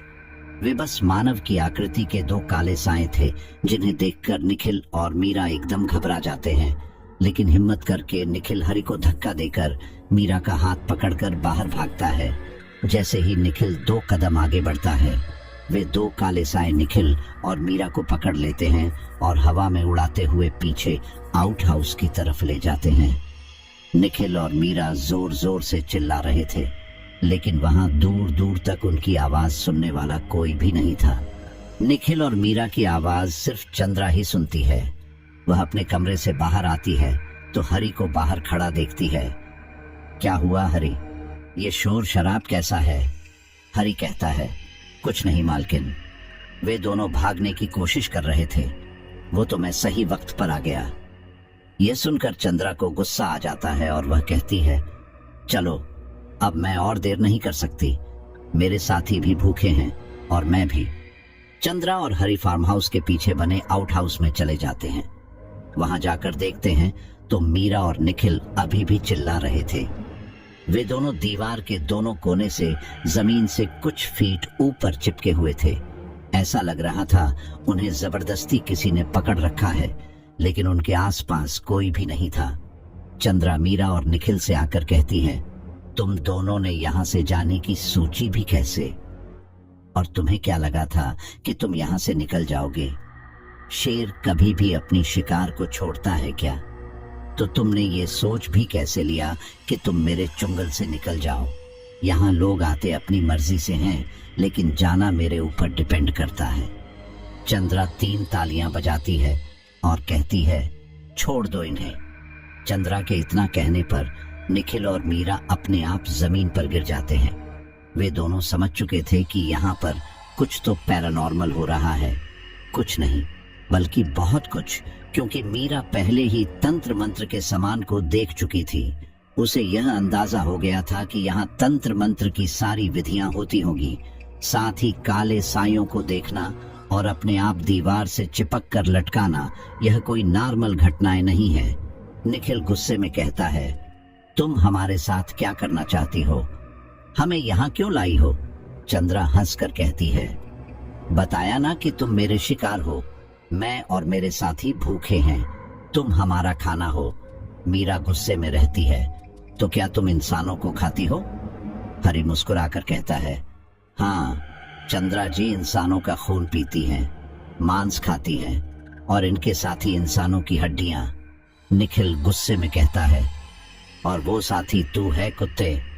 चंद्रा जोर से हंसती है और कहती है, तुम दोनों तो मेरे असली साथी से मिल चुके हो, तो फिर ऐसी बातें क्यों कर रहे हो? चंद्रा 3 तालियां बजाती है और अपने अन्य 2 साथियों को सामने ले आती है। ये वही काले साए थे जो अभी निखिल और मीरा को पकड़ कर लाए थे। इन्हें देख रहे हो निखिल? ये काले साए जिनका कोई आकर ही नहीं है। ये 2 शैतान हैं, वे शैतान जिन्होंने मेरा बहुत साथ दिया है। जब दुनिया ने मुझे छोड़ दिया था, यही मेरे साथी थे। इनकी वजह से मुझे बहुत कुछ मिला है और ये आज भी मेरी हर कामना पूरी करते हैं। भगवान ने तो मेरी कभी नहीं सुनी, लेकिन ये मेरे लिए भगवान से बढ़कर हैं। मैं इनकी पूजा करती हूँ और ये मुझे फल देते हैं। मैं इन्हें इंसानी मांस और हड्डियां खिलाती हूँ और हड्डियां तो इन्हें बहुत ही पसंद है। खास तौर पर जवान लड़के लड़कियों की हड्डियां। जवान लड़के लड़कियों की हड्डियों में जो स्वाद है वह किसी और की हड्डियों में नहीं है। और हाँ, अगर इंसान का मांस एक बार तुम भी छक लिए तो बार बार मांगोगे, क्यों? है ना हरी? हरी भी हंसने लगता है। चंद्रा हरी से कमरे में रखे सभी दीपक जलाने के लिए कहती है। साथ ही उन 2 सायों से कहती है कि मीरा और निखिल को अपने कब्जे में ले लो। वो दोनों साए भी तुरंत वैसा ही करते हैं। निखिल और मीरा बार बार उन साइयों से खुद को छुड़ाने की कोशिश करते हैं, लेकिन नाकामयाब रहते हैं। चंद्रा एक गोल घेरे के अंदर निखिल और मीरा की बलि की तैयारी करती है। उसके सामने एक बड़ा सा मिट्टी का मटका था। वह मटका एक चूल्हे जैसे अग्निकुंड पर टिका था, जिसमें नीचे से आग जल रही थी। चंद्रा उस मटके में पानी डालती है, साथ ही अपने अंगूठे को हल्का सा काटकर अंगूठे से निकले खून को भी उस मटके में डाल देती है। हरी जलते हुए दीपकों को चंद्रा के चारों तरफ रख देता है। इसके बाद चंद्रा अग्निकुंड से निकली पुरानी राख हरी को देती है, जिसे हरी अपने पूरे मुंह पर मल लेता है। अब शुरू होता है असली खेल। चंद्रा मंत्रोच्चारण के साथ मटके के पानी को एक बड़े चमचे से बार बार ऐसे चला रही थी जैसे कोई चाय या सब्जी को चलाता है। जैसे जैसे चंद्रा अपनी तंत्र मंत्र की विधि कर रही थी, वैसे वैसे उन 2 सायों की पकड़ मजबूत हो जाती है। कुछ देर बाद उसी मटके से उबल रहे पानी की भाप से 2 आकृतियां बनती है, जो धीरे धीरे लगातार बड़ी होती जा रही थी।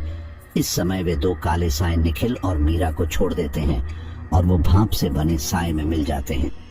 चंद्रा की क्रियाविधि देखकर निखिल को अब तक यही समझ आया था कि सब कुछ इसी मटके से जुड़ा है। वे काले साए एक बार फिर निखिल और मीरा की तरफ बढ़ते हैं। एक साया मीरा को तो पकड़ लेता है, लेकिन निखिल जल्दी से उस बड़े मटके को पैर से लात मारकर गिरा देता है, जिससे मटके का सारा पानी जमीन गिर जाता है और बहने लगता है। कुछ ही सेकंड्स में वो पानी आग में बदल जाता है। ऐसा लगता है जैसे आग बह रही हो। हरी जब ये सब देखता है तो इंसानी कंकाल की एक लंबी हड्डी उठाकर निखिल की तरफ फेंकता है और कहता है, जल्दी से उस मटके को फोड़ दो। हरी के मुंह से ये सुनकर निखिल और चंद्रा हरी की तरफ हैरानी से देखते हैं। हरी चिल्लाकर कहता है, इस औरत को खत्म करने का यही एक उपाय है। ये सुनकर निखिल जल्दी से वो हड्डी उठा लेता है और मटके पर जोर जोर से 2-3 वार करता है। जैसे ही मटका टूटता है, उसमें से 1 नहीं, 2 नहीं, बल्कि 8 या 10 आग के साए एक एक करके निकलते हैं। वे सभी साए चंद्रा पर लिपट जाते हैं। चंद्रा बुरी तरह चीख रही थी। वो 2 काले साए जो अब तक निखिल और मीरा को पकड़े हुए थे, वो भी चंद्रा पर लपक पड़ते हैं। चंद्रा की खाल पूरी तरह उतर चुकी थी। वो इतनी घिनौनी लग रही थी कि मीरा को उल्टियां होने लगी। अब सभी साए चंद्रा के मांस और उसकी हड्डी को अलग कर रहे थे। शायद वे अपना खाना निकाल रहे थे। इस मौके का फायदा उठाकर हरि अग्निकुंड की निकली पुरानी मिट्टी एक छोटे कटोरे में रखकर निखिल को देते हुए कहता है, लो, इसे अपने पास रखो और यहाँ से जल्दी निकलो। जैसे ही तुम्हें आग का साया दिखे या काला साया दिखे, उस पर डाल देना। निखिल जल्दी से मीरा का हाथ पकड़ बाहर की तरफ भागता है। जैसे ही वह आउट हाउस का दरवाजा खोलता है, वैसे ही एक आग का साया निखिल के पीछे आ जाता है। हरि जल्दी से गेस्ट हाउस का दरवाजा बंद कर निखिल को आवाज लगाकर उसे चौकन्ना कर देता है। निखिल जब पीछे पलट कर देखता है तो एक आग की आकृति उसके पीछे थी।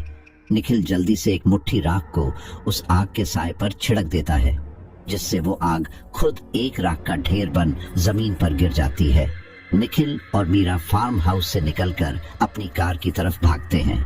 इधर हरि अग्निकुंड की राख को जमीन पर बह रही आग पर छिड़क देता है और आउट हाउस के बाहर आकर आउट हाउस के चारों कोनों पर 4 अभिमंत्रित 4 कीलें गाड़ देता है। इसके बाद वो आउट हाउस के दरवाजे पर ताला लगाकर खुद भी फार्म हाउस से बाहर की तरफ भागता है। निखिल और मीरा अपनी कार तक पहुंच चुके थे। निखिल जल्दी जल्दी कार से दोनों बैग निकाल लेता है और फार्म हाउस की तरफ गर्दन उचकाकर देखने लगता है। तभी मीरा कहती है, क्या हुआ निखिल, क्या देख रहे हो? अब चलो जल्दी से, कहीं फिर कोई अनहोनी ना हो जाए। निखिल कहता है, मैं हरि का इंतजार कर रहा हूं, मुझे लगता है वो यहाँ आएगा। मीरा कहती है, लेकिन वो तो आउट हाउस के अंदर है और मुझे नहीं लगता वे सारे आग के साए उसे छोड़ देंगे। तुमने देखा नहीं उन्होंने चंद्रा के साथ क्या किया? निखिल कहता है, हाँ देखा, लेकिन मुझे सब कुछ जानना है, इसलिए थोड़ी देर रुकते हैं, शायद हरि आ जाए। और सच में थोड़ी देर बाद हरि भागता हुआ इनकी कार की तरफ आ रहा था। निखिल हरि को देखकर मुस्कुराता है। हरि भी हांफता हुआ निखिल के पास पहुंच जाता है। हरि कहता है, चलो जल्दी यहाँ से निकले, मुझे रास्ता पता है, हम हमारे गांव की तरफ निकलते हैं। आधी रात का समय था, हल्की हल्की बूंदाबांदी हो रही थी। बादल भी काफी हद तक छट रहे थे, लेकिन आसमान में बादलों का आवागमन जारी था। कभी भी एकदम तेज बारिश हो सकती थी। हरि, मीरा और निखिल को कच्चे रास्ते से होते हुए अपने गांव ले जाता है। ये लोग लगभग सुबह 8 बजे के करीब एक गांव में पहुंचते हैं। हरि, निखिल और मीरा को देखकर गांव वाले तुरंत अपने अपने घरों से निकलकर इकट्ठा हो जाते हैं। हरि को देखकर गांव वाले बहुत खुश होते हैं। तभी गांव की भीड़ को चीरती हुई 15 साल की एक लड़की आती है और भैया भैया कहकर हरि से चिपक जाती है। हरि भी उस लड़की को तुरंत गले लगा लेता है। हरि के पास खड़े लोग हरि से कोई ना कोई सवाल कर रहे थे, हरि से कुछ न कुछ कह रहे थे, लेकिन हरि को कुछ भी समझ नहीं आ रहा था, क्योंकि भीड़ बहुत ज्यादा थी और सभी लोग एक साथ बोल रहे थे, इसीलिए किसी की भी बात समझ में नहीं आ रही थी। हरि सभी को चिल्लाकर चुप कराता है। तभी गांव का एक आदमी आगे आकर पूछता है, हरि तुम जिंदा हो? तुम कहाँ थे? तुम्हारी बहन ने तुम्हारी कितनी राह देखी, हमें तो लगा था कि तुम मर चुके हो, शायद तुम्हें उस भूत वाले फार्म हाउस ने मार दिया। हरि कहता है, हाँ मेरा मरना तय था, लेकिन अब मैं बिल्कुल सही सलामत हूँ, शायद यह मेरी बहन की दुआओं का असर था। निखिल हरि से पूछता है, हरि कुछ बताओगे कि आखिर यहाँ चल क्या रहा है? हरि कहता है, चिंता मत करो, मैं तुम्हें सब कुछ बताऊंगा, आओ मेरे घर आओ। हरि निखिल और मीरा को एक आधे कच्चे पक्के घर में लेकर जाता है।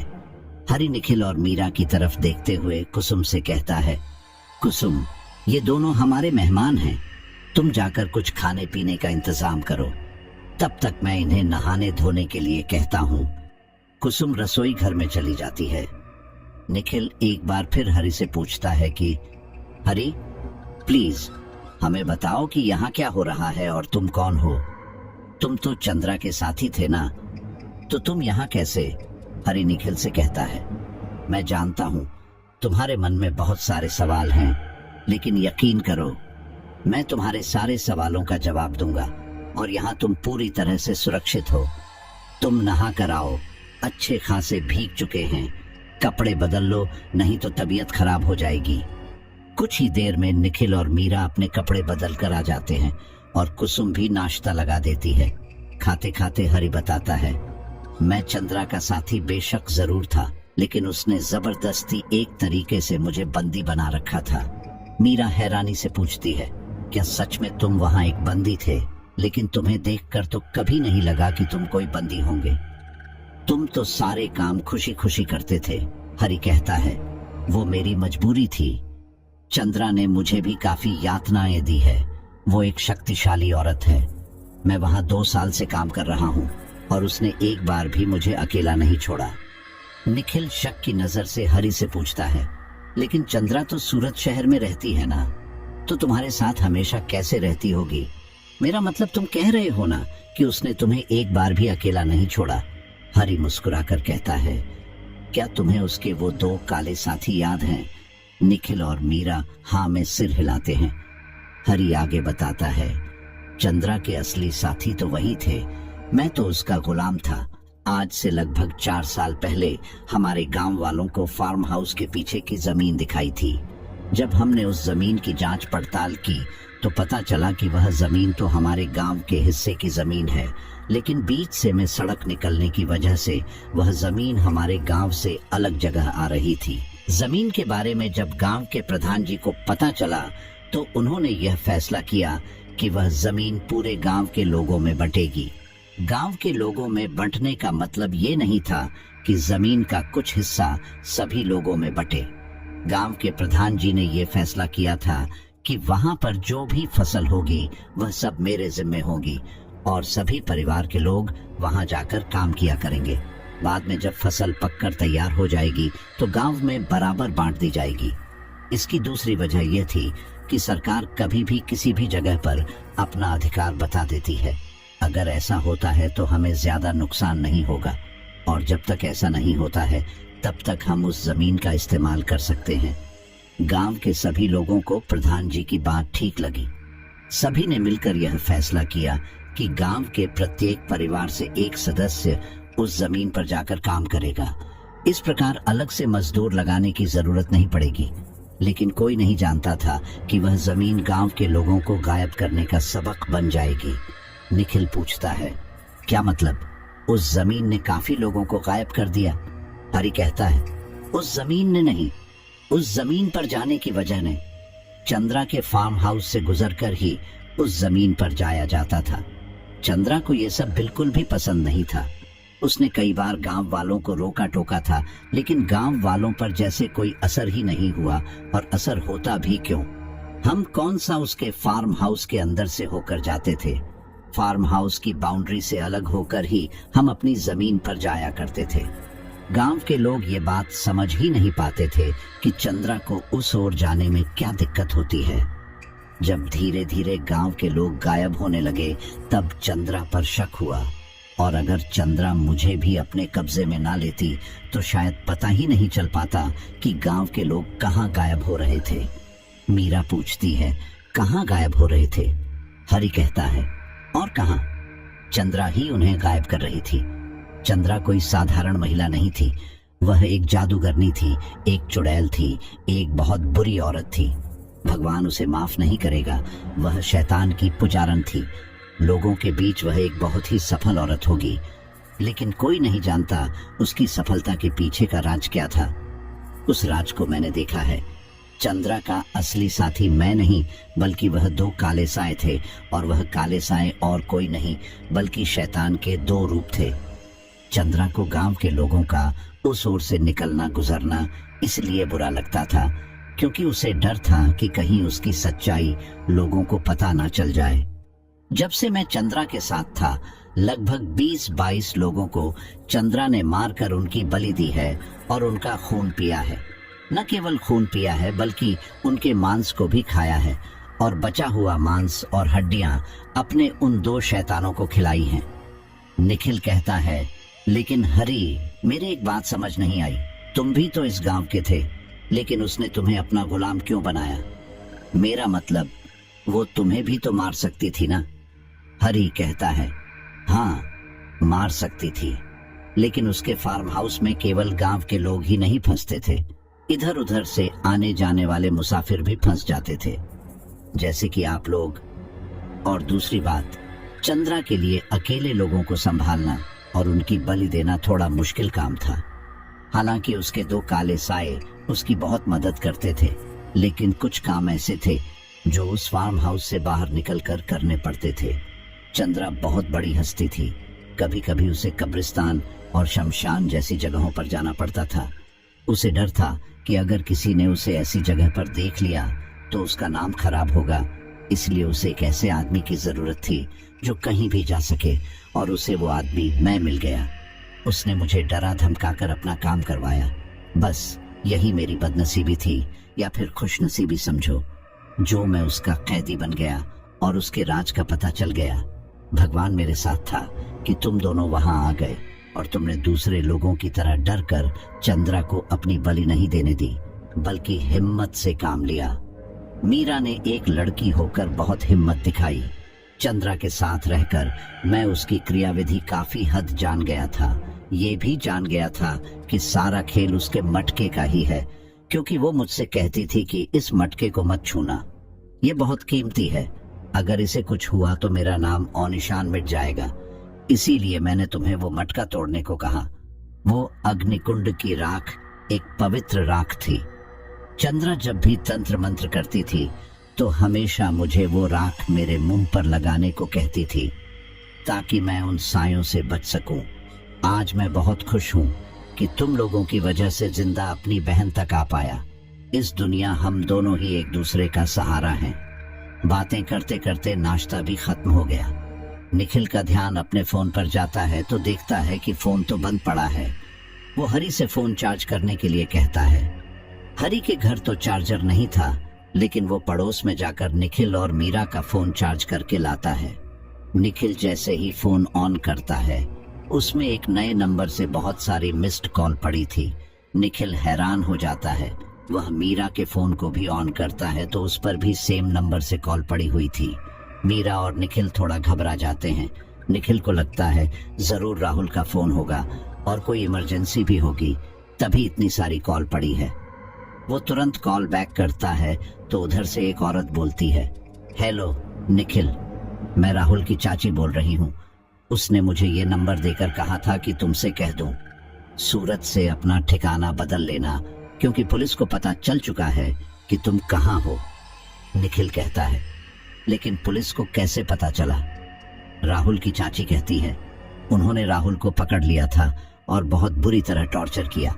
साथ ही राहुल के घर वालों को भी बहुत टॉर्चर किया, इसीलिए उसने सब कुछ बता दिया। अगर वो ऐसा नहीं करता तो उसके साथ और भी बुरा होता। ये सुनकर निखिल बहुत बुरी तरह घबरा जाता है और पूछता है, चाची और मेरी फैमिली, क्या मेरी फैमिली को भी पुलिस ने? राहुल की चाची कहती है, नहीं, तुम्हारी फैमिली को राहुल ने पहले ही मेरे गांव भेज दिया था। मेरा तुमसे बस इतना ही कहना है कि तुम सूरत मत जाना। जब मामला ठंडा हो जाएगा तो राहुल तुमसे खुद बात कर लेगा। निखिल पूछता है, अब कहाँ है राहुल? राहुल की चाची बताती है, अब वो ठीक है और अपने घर पर ही है, लेकिन उसके घर पर और फोन पर पुलिस की नजर बनी हुई है, इसीलिए तुम सतर्क रहना। इतना कहकर राहुल की चाची फोन रख देती है। निखिल मीरा को ये सारी बात बताता है। मीरा को भी राहुल के लिए बहुत बुरा लगता है। मीरा निखिल से कहती है, निखिल अब हम कहाँ जाएंगे? निखिल कहता है, हमें हरी को सब बता देना चाहिए, शायद वो ही हमारी मदद करेगा। निखिल हरी को अपनी सारी बातें बता देता है कि किस तरह वो घर से भागे हैं, जिसे सुनकर हरी मुस्कुराता है और कहता है, ये बात मैं पहले से ही जानता हूँ। जब तुम दोनों को पहली बार साथ में देखा था तो तुम लोग कहीं से कहीं तक पति पत्नी नहीं लगे थे। अगर मीरा तुम्हारी पत्नी होती तो श्रृंगार की एक वस्तु तो पहनती, लेकिन ये तो मॉडर्न लड़कियों की तरह घूम रही थी। और दूसरी बात, चंद्रा तुम्हारे बारे में सब कुछ जान चुकी थी। वह अच्छे से जानती थी कि तुम दोनों पति पत्नी नहीं हो, और ये बात उसने मुझे भी बताई थी। निखिल अपनी नजरें चुराने लगता है। तभी हरी कहता है, निखिल तुम चिंता मत करो, तुम्हारा जब तक दिल करे तुम इसी गांव में मेरे घर में रहते रहो, मैं तुम्हें छोटा मोटा कोई काम दिला दूंगा। तुम अपना गुजारा करते रहना और जैसे ही तुम्हें लगे सब कुछ ठीक हो गया है, तुम यहाँ से चले जाना, क्योंकि शायद गांव की जिंदगी तुमसे जी ना जाए, बहुत कठिन होती है ना। निखिल और मीरा यही करते हैं। वे इंतजार में थे कि कब राहुल का फोन आएगा और राहुल ये कहेगा कि अब सब कुछ सामान्य है। एक दूसरे से प्यार करना तो आसान होता है, लेकिन उसे निभा पाना बहुत ही कठिन होता है। आपने देखा ना कि किस तरह निखिल और मीरा की जिंदगी में परेशानियां आई, और प्यार की वो कहानी ही क्या जिसमें एडवेंचर ना हो। उनके प्यार के रास्ते में घर वाले और चंद्रा आई थी। निखिल और मीरा तो कभी कभी भगवान का शुक्रिया अदा करते हैं कि उनके साथ इतनी बड़ी घटना हो गई, क्योंकि अगर ये घटना ना होती तो वे लोग सूरत तक पहुंच चुके होते और कब के पुलिस के हाथ लग गए होते। इसलिए कहा जाता है कि भगवान जो करता है हमेशा सही करता है। तो साथियों, आज की कहानी यहीं पर कंप्लीट होती है और मुझे आप पर पूरा यकीन है कि आपको ये लव हॉरर से भरी हुई डरावनी कहानी काफी पसंद आई होगी। मैं जानता हूँ कि काफी कम लोग होते हैं जो आखिर तक कहानी को सुन रहे होते हैं।